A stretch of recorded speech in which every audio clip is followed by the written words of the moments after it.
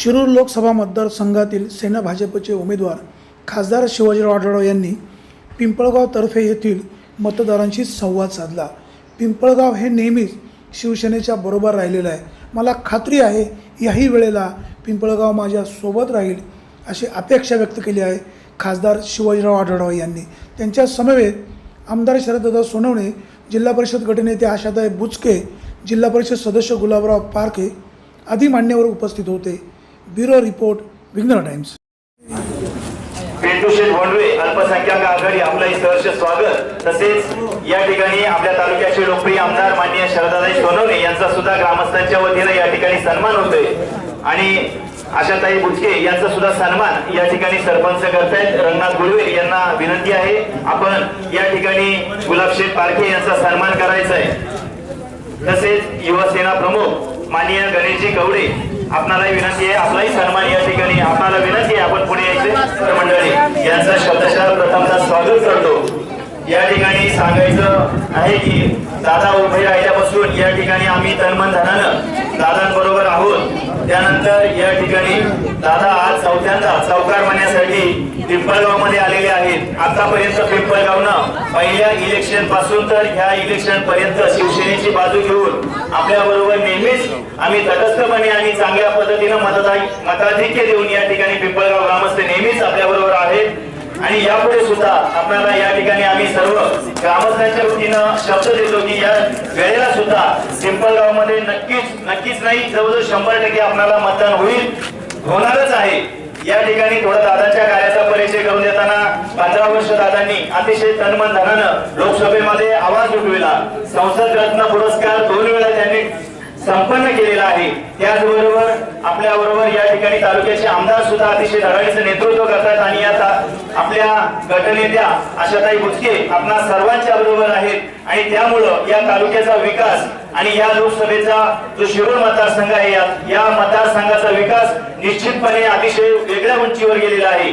या ठिकाणी मी सांगू इच्छितो पिंपळगाव मध्ये काम करत असताना आमचा पूर्वीचा जो नारायणगाव ते सावरगाव येण्यापर्यंतचा रस्ता अतिशय खडबडीत होता, एकदाही त्या ठिकाणी काम झालेलं नव्हतं। खासदार आल्यानंतर सर्वप्रथम काम केलं असेल तर त्या रस्त्याचं आणि आज सगळ्यात जास्त किमतीच्या जमिनीच्या वाढण्यात या पलीकडच्या असो किंवा जुन्नर नारायणगाव रस्त्याच्या असतो म्हणजे एक रस्ता हा माध्यम असतो आणि त्या ठिकाणी काम झाल्यानंतर सर्वांची प्रगती या ठिकाणी साध्य होते। या ठिकाणी मी सांगू इच्छितो आमदार असतील, खासदार असतील, आशाताई असेल यांच्या माध्यमातून अनेक फंड पिंपळगाव मध्ये आले। समोर असलेला जो श्रीराम चौकाचा जो आपला चौक आहे तो चौक आशाताईंच्या माध्यमातून आपण या ठिकाणी खडीकरण करून घेतला।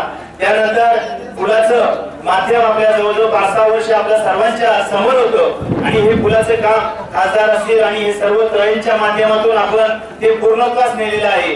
या ठिकाणी टेंडर निघालं होतं 2,61,00,000 रुपयाचं पिंपळगाव ते वाणीमाया पुलाचं हे टेंडर निघालेलं आहे, परंतु या ठिकाणी हे टेंडर काही कारणास्तव रिकॉल झालेलं आहे। परंतु आचारसंहिता संपल्यानंतर ते टेंडर निश्चितपणे निघून या पुढच्या 3-4 महिन्यामध्ये या पुलाच्या कामाला सुरुवात होणार आहे याची आपण सर्व ग्रामस्थांना मी या ठिकाणी कळवू इच्छितो। तसेच गावामध्ये काम करत असताना खासदारांच्या माध्यमातून आपण चौकाच्या पुढे जे रस्ते आहेत त्यासाठी 10 लाखाचा फंड खासदारांकडून आणलेला आहे। आमदार साहेबांकडून सुद्धा 10 लाखाचा फंड या ठिकाणी आणलेला आहे।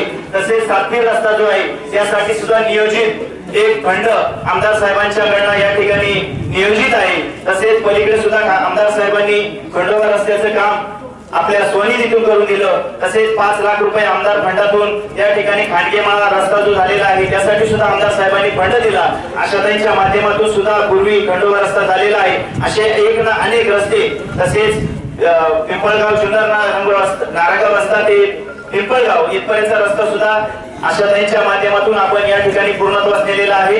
असो अनेक या ठिकाणी तसेच पीएससी सुद्धा या ठिकाणी मंजूर झालेली आहे। अशी एक ना अनेक कामं या माध्यमातून आपण करत असतो।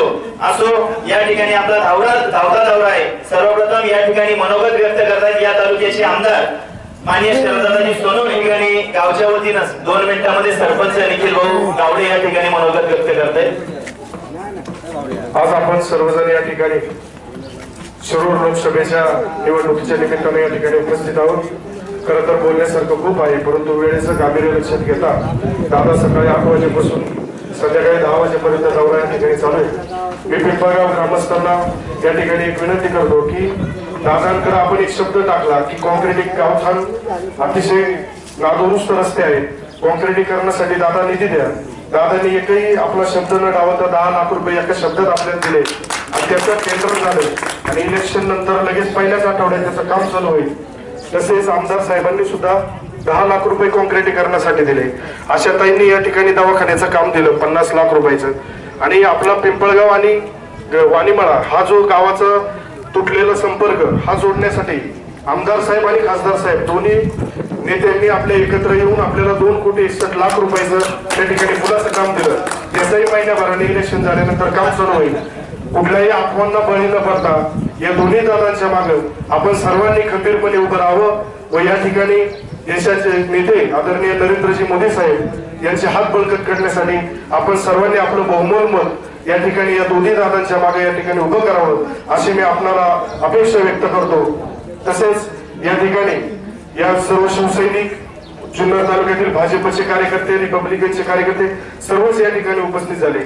सर्वांचा सत्कार करणं यथोचित होतं, परंतु वेळेचं गांभीर्य लक्षात घेतात ते करू शकत नाही. तरी आपण सर्वांची दिलगिरी व्यक्त करतो थांबतो.